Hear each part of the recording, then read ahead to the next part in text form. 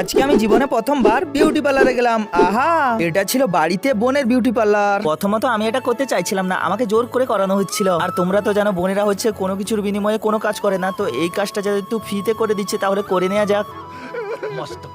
তারপরে আমি আর কিছু না বলে চুপ করে বসেছিলাম। প্রথমে আমাকে টিস্যু পেপার দিয়ে মুখটা পুরোপুরি ক্লিন করে নিল, তারপর সোনালী রঙের কি একটা পুরো মুখটাই মাখিয়ে দিল। আমার বেশ আরামও লাগছিল। এখন আমার মুখে লাগানো পুরোপুরি কমপ্লিট। ওটা লাগানোর পর আমি দেখছিলাম আমাকে কেমন লাগছিল। এরই মধ্যে পরিবারের সমস্ত মানুষ জড়ো হয়েছে আমাকে দেখার জন্য। মনের মধ্যে একটা সেলিব্রিটি ফিল হচ্ছিল। আর এটাকে শোকানোর জন্য মুখে বেশ অনেকক্ষণ রাখতে হবে। আর এরই মধ্যে শুরু হয়ে গেল আমার আর বোনের মধ্যে ছোটখাটো একটা চুল টানাটানির মারপিট। আর ওটা এখন পুরোপুরি শুকিয়ে গেছে। আর ওটা তোলার জন্য চলে এসেছে আমার একটা ছোট্ট বোন, কিন্তু তুলছিল কম, আমাকে মারছিল বেশি। তারপরে বুঝতে পারলাম আমার উপর বিউটিশিয়ানের ট্রিটমেন্ট করতে গিয়ে তাদের মারার ইচ্ছাগুলো পূরণ করলো। দাদার বোনের মধ্যে মারপিট, ঝগড়া, কোনো কিছুর বিনিময়ে কোনো কিছু কাজ করে দেয়া, এটার মধ্যে আলাদা রকম একটা ভালোবাসা থাকে, যেটা আমার অনেক ভালো লাগে। তোমাদের কেমন লাগে অবশ্যই কমেন্ট করে জানিও। আজকের মতন টাটা, বাই।